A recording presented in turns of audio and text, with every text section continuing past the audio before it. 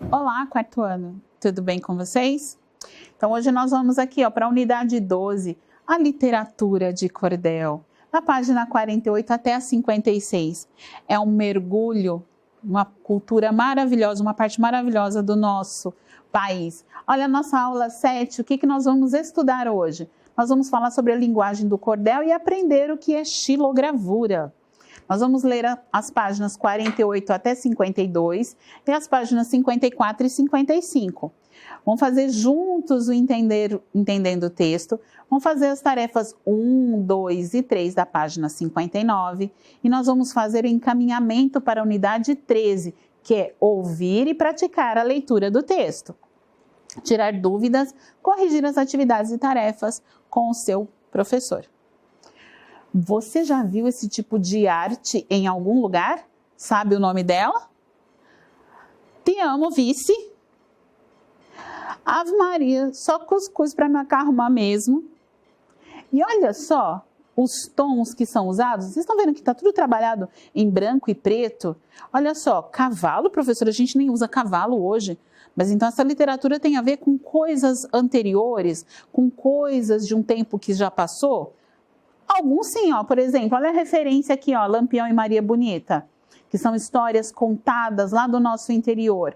Mas olha aqui uma xilogravura com um drone, uma moça com celular, aqui tem uma torre de antena. Interessante isso. Né? Então eu posso usar tanto para contar histórias mais antigas, como também para ilustrar uma história mais moderna. Os desenhos são chamados de xilogravura e são usados no cordel. Gente, olha aqui, cordel, olha aqui os pregadores, olha o cordão ou barbante, tá? Que são os folhetinhos de cordel. Quem já viajou para o Nordeste já deve ter visto isso daqui em algumas regiões que fazem parte da cultura local, tá certo? Estado civil arretada. Eu, se fosse você, tomava cuidado quando uma mulher, principalmente da região do Nordeste, falar para você que ela está arretada. O que será que é arretada, professora? Pesquisa aí e me fala. Vamos assistir o vídeo para a gente entender um pouco mais sobre xilogravura? Nesse céu de nuvens quase derramadeiras, o sertão se alegra com os bois, os mandacarus, os jumentos, as moças, os cajus. Esse é o mundo do sertão. Origem, substância primeira para a largueza do pensamento e a navegação das ideias. Foi nele que J. Borges, cordelista e gravurista, nasceu, foi menino e se criou, entre as escritas no avesso.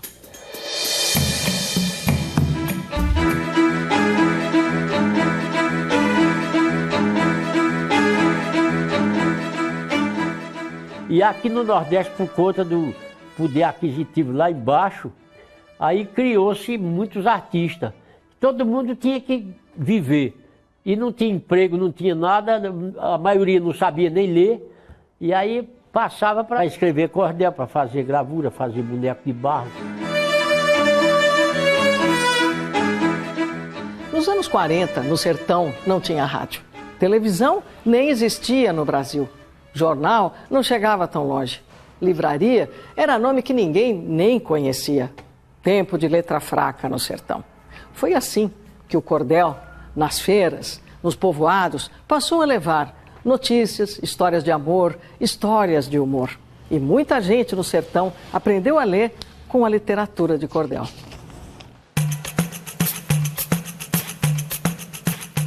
Eu me criei no sítio e a única informação era dada pelo cordel, que meu pai comprava na feira e levava para a gente ler. A virada do trem, a virada do caminhão de Gravatar, a cheia de Maceió, saía os cordéis e meu pai levava. Era o jornalismo nosso. Eu entendi de comprar e vender o cordel pelas praças, pelas feiras.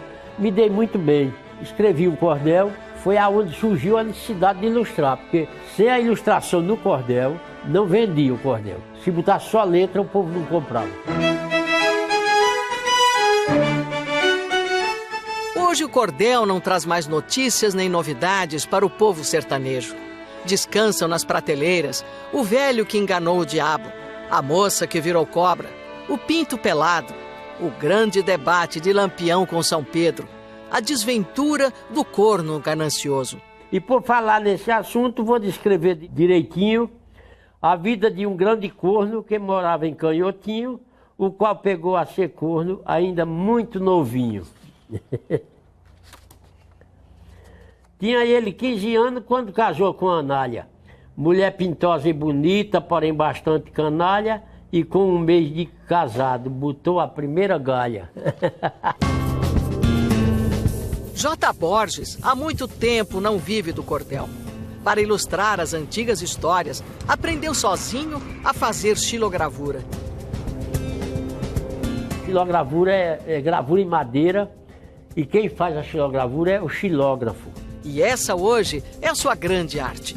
Da maneira mais artesanal, ele desenvolve o seu ofício.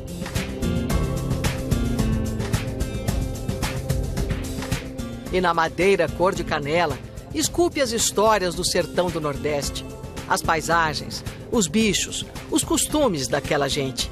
Vende gravuras para o Brasil inteiro e costuma dar aulas no exterior.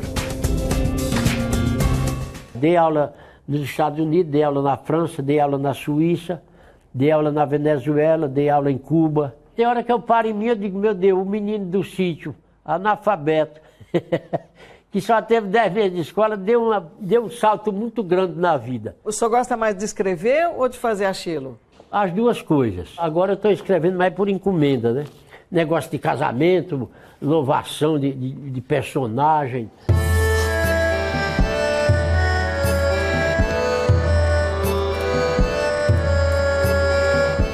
Estou fazendo uma xilogravura de um casal de noivo.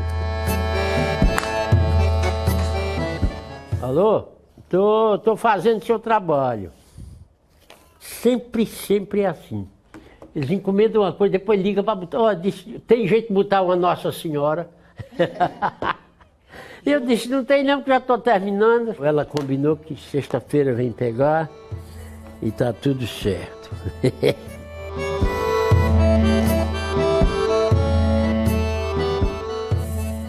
E aí, gostaram? Muito bom, né? Você sabia o que era xilogravura, o que é um xilógrafo? Você sabia? Olha quanta coisa a gente vai aprendendo, não é? Vocês já leram e ouviram o cordel que está na nossa apostila? Ah, então quem seguiu a aula anterior, né, viu que a gente pediu já para dar uma lidinha, né? A gente já deu um adiantamento. E olha só, esse moço aqui bonito, ele se chama Álvaro Coimbra. Né? E nós estamos aqui colocando um agradecimento à colaboração do Álvaro Coimbra na gravação dos áudios que vocês estão ouvindo dos cordéis de nossa apostila. Álvaro Coimbra tem 16 anos e foi aluno da Escola Municipal Giuseppe Carnímio. Atualmente estuda no IFESP e ele tem um grande talento de recitar poemas. Ele também tem diversos poemas escritos por ele mesmo. Na foto ele está recitando um poema para um público de professores. Álvaro, muito obrigada. Muito obrigada. Vamos melhorar a nossa maneira de estudar? Olha lá uma dica. Sublinhe e grife as partes principais. Ah, professora, eu já faço isso. Tá, mas se você não faz, você vai começar a fazer a partir de agora. Deixa uma reguinha aí do lado, deixa um lápis, uma caneta. Se o seu professor permitir, você pode usar o grifa-texto, tá? Então, enquanto você lê, sublinhe o que é importante lembrar. Olha lá, tá bom? Na literatura de cordel, a gente já vai começar grifando as partes importantes. Olha lá. Tipo de poema que é publicado em folheto e papel e vendido em feiras e praças, em pequenas cidades do interior do Nordeste. Literatura de cordel, porque os poetas conhecidos como cordelistas escreviam seus textos em folhetos e os penduravam em cordões ou barbantes para vendê-los. Então, professora, ficava parecendo um varal assim, exatamente desse jeito aqui. Tá bom? Estes não se destinavam à leitura, mas à recitação ou cantoria em público, muitas vezes acompanhados por violão ou pandeiros, numa tentativa de atrair compradores para os seus folhetos. Era a maneira que eles acharam de fazer a propaganda e olha como deu certo. O que nós devemos lembrar sobre o cordel? Uma das coisas, ó, é essa ambientação aqui que está aparecendo, né? Olha o capricho. É um tipo de poema cantado. Tem desenhos chamados de xilogravura, possui rimas em seus versos. Quem recita cordel é chamado de cordelista. Era vendido em feiras, pendurado em cordão. Conta uma história, critica ou faz humor. O que é um texto literário, gente? Vocês viram que a ambientação aqui, ó, tudo em cima de cordel, né? São textos que precisamos deixar a imaginação livre para que possamos entendê-los. Geralmente, as palavras têm significados diferentes daqueles que estamos acostumados. Você já chorou ao ler algum texto ou ouvir uma música? Os textos literários são assim, nos fazem sonhar, imaginar e sentir emoções, tá certo? Um exemplo, olhar para a sala de aula é olhar para um jardim de girassóis. E aí eu sei que as professoras se emocionam quando a gente fala isso. Mas você já viu um girassol? Ou um girassol. Certo? E você já viu um jardim de girassóis? Esses jardins são vocês. O que você sentiu? A mesma coisa que a gente aqui? Né? O coração chega a disparar? Né? Os olhinhos enchem d'água? Né? Essa sensação gostosa dos textos que nós vamos estudar. Por isso que nós somos apaixonados por cordel, tá? Entendendo o cordel no tempo que os bichos falavam. Então aqui eu tenho esse texto, a professora não vai ler o texto, tá? Mas eu vou destacar aqui, ó, na segunda estrofe, o que nós temos aqui, ó? A segunda estrofe é a referência à esperteza do macaco, deve-se à fama nas fábulas tradicionais, em que geralmente é representado como um animal sabido e inventivo. O jumento é considerado trabalhador e sofredor por transportar cargas. Então aqui, nos próximos, ó, nós temos a terceira estrofe, nós temos aqui também destacando a nona estrofe, e aqui, ó, a 13ª. Quando a festa terminou, voltaram às atividades e muitos deles saíram cheios de felicidades e até hoje ainda vivem conservando as amizades. Perceberam que ainda, aqui ó, não está na maneira como a gente costuma falar, que seria ainda, tá bom? Isso tem um porquê, tá? No cordel ele é utilizado como um recurso, tá bom?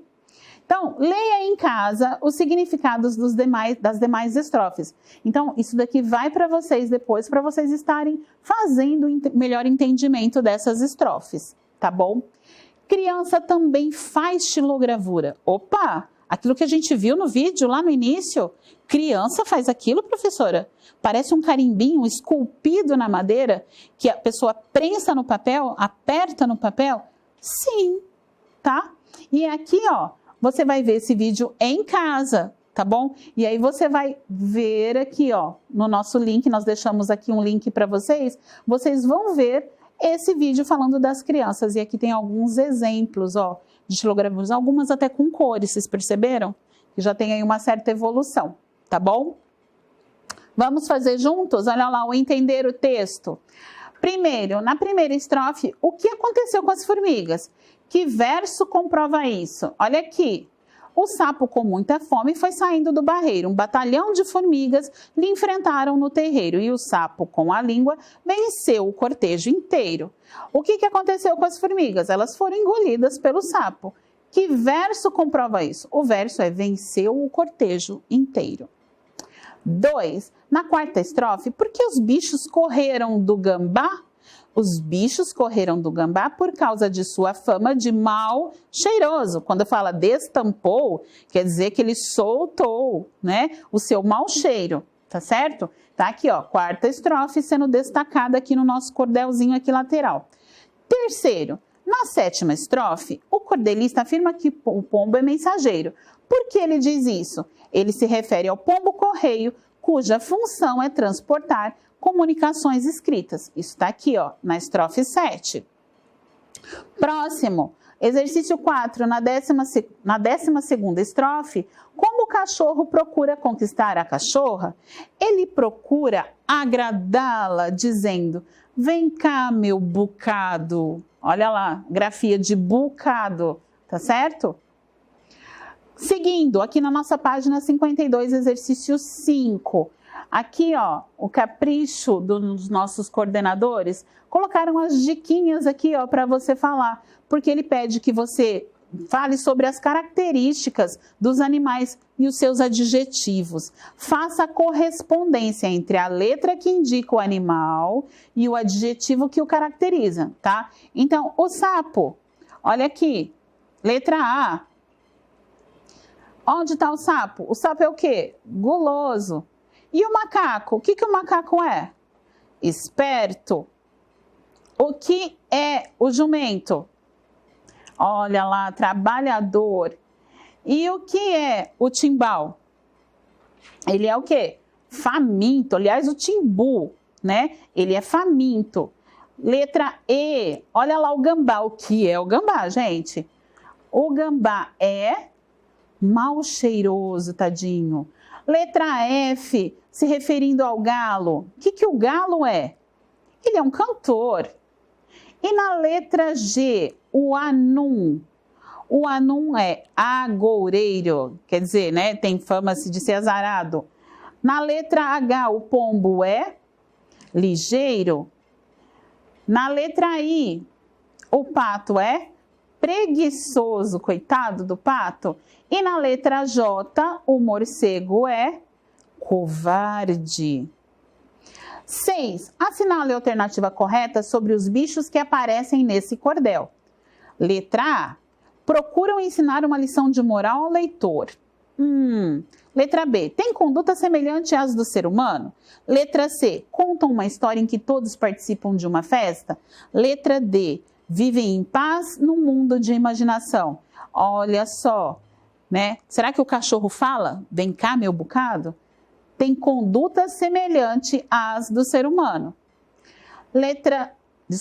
Exercício 7. Os bichos reuniram-se para... Para que eles se reuniram? Para se divertir, para discutirem seus problemas, para mostrarem inimizades, para se conhecer. Olha aqui a estrofe 11, tá falando que eles discutiram os seus problemas.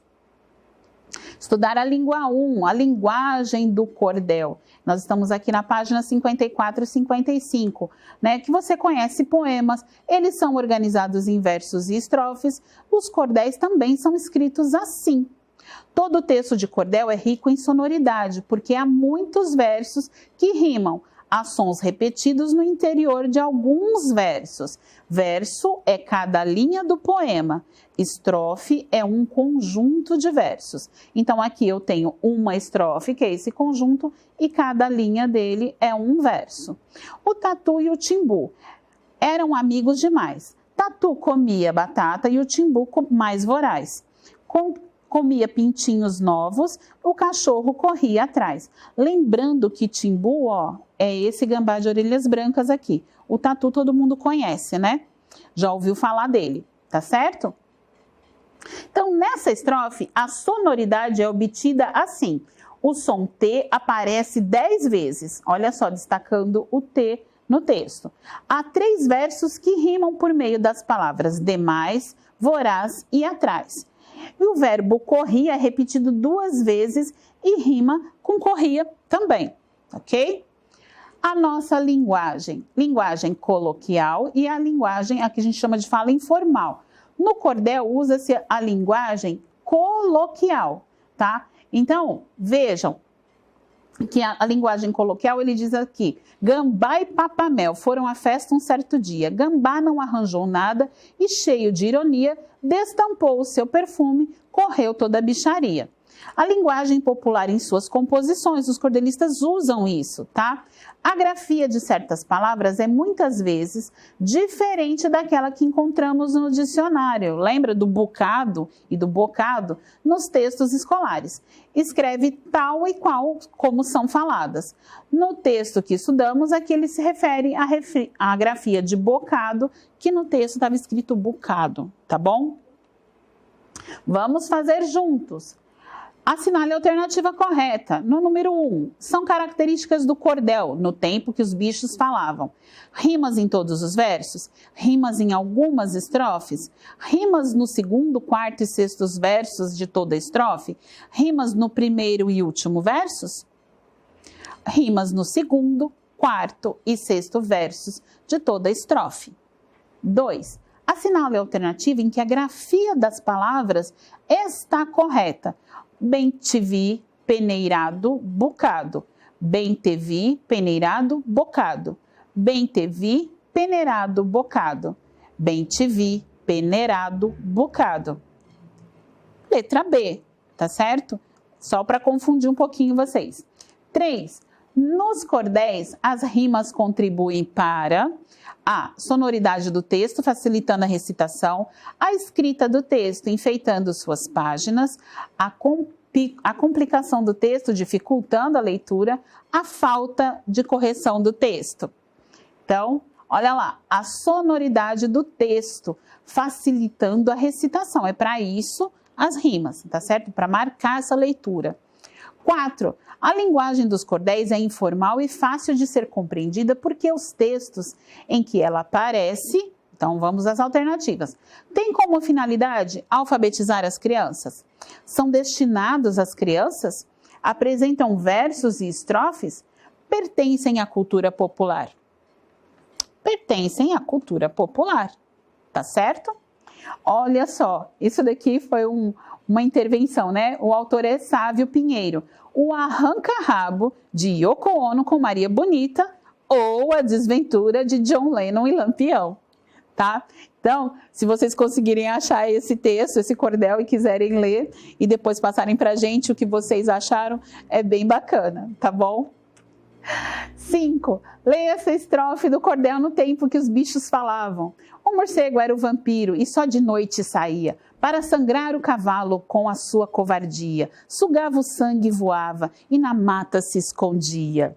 Que palavras rimam nessa estrofe? Saía, covardia e escondia. 2 sons se repetem. Quais? Então, os sons que se repetem são os sons de V e os sons de S, como em morcego e sangrar. As letras C, como em morcego, e S, como em sangrar, têm o mesmo som, representado foneticamente por S. Vocês conhecem esse moço aqui? Ele é um tanto quanto famoso, ele apareceu em alguns programas de televisão várias vezes. Ele é o Braulio Bessa, ele é um poeta, cordelista, declamador e palestrante brasileiro.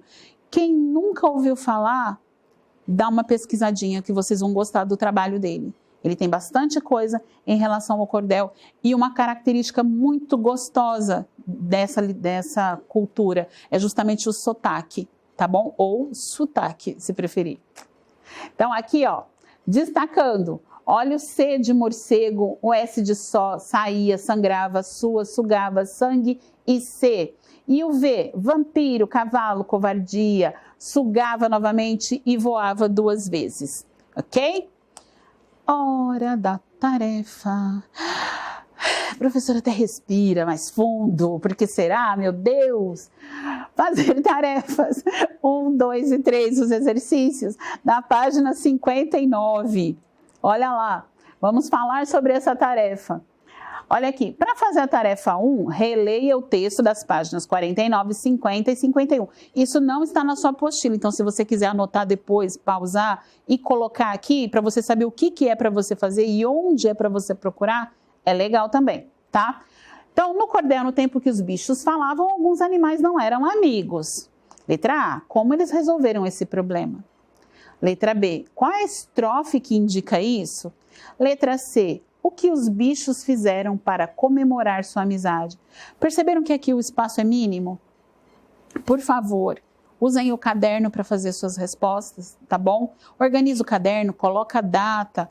É em casa? Que página que é esse em casa? Que exercício é esse? Vocês já sabem fazer e fazer bem bonito, que eu sei, tá bom? 2, olha a diquinha também para resolver o exercício 2. Você pode usar um dicionário ou acessar o dicionário.com. Né, se você não tiver um dicionário físico.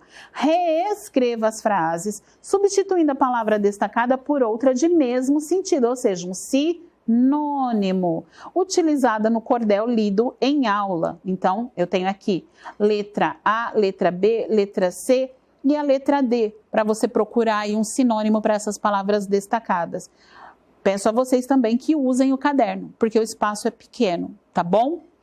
3, porque o texto, no tempo que os bichos falavam, é considerado um folheto de cordel. Então, para responder isso, olha aqui, você vai ter que reler ou estudar a língua 1 nas páginas 54 e 55. Tenha preguiça de ler, não. Ler é muito bom, tá bom? O encaminhamento para a unidade 13. Nas unidades 12 e 13, vamos fazer uma viagem para a região Nordeste. Vamos viajar, gente? Vamos juntos? Olha aqui, vamos nós. Vamos pegar carona aqui no mapa de geografia, né, professora Adriana Zoli? Vamos lá, olha só que coisa linda. Professora Adriana Neves, você sabe dançar esse ritmo? Você sabe qual ritmo é esse? Gente, será que a dona Adriana vai gravar um vídeo para nós dançando, mostrando para nós da nossa cultura? Será que o professor Rafael vai colocar para nós aqui, ó, uma xilogravura? Será que ele vai mostrar esses dotes? E a professora Cristina só é boa de falar, gente. Não me manda fazer essas artes não, tá bom? Clique aqui, ó, no Lampião e Maria Bonita para ouvir o cordel. Gente, olha que graça! Olha que coisa linda o desenho.